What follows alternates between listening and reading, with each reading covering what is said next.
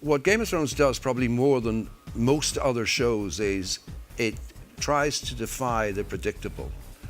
It does its damnedest to make sure that almost now in every episode there is a real shock or surprise that you didn't see coming. Now that makes it tough for you as a writer because you've got to say, well, what's the next surprise? What's the next thing I can do to kind of like shock people or really take them aback?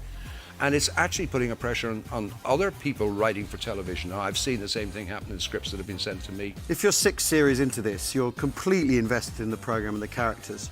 And so that's why it's become this event thing, because it's trusted the viewer. It's epic, you know, every scene, every series, it's just raising the bar all the time. We're getting actors coming in, they're going out, they're returning.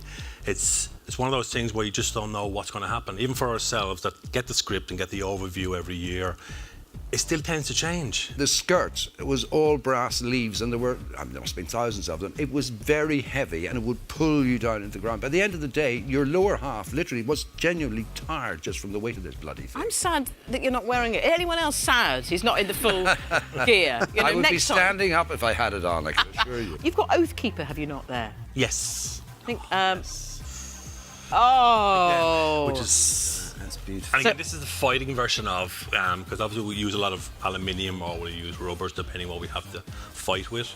And this is the aluminium version of... So this is Brienne of Tarth's sword. It is now, whereas Jaime's originally. Yeah. And this is the sword that was used to kill Stannis. Does anybody else believe that Stannis might be alive? Just 2 people. Yeah. I hope not. Yeah, I noticed that both these swords are considerably lighter than the one I had. Oh. You were saying we never looked after you. There's a real theme building here, isn't there, Tom? Fantastic.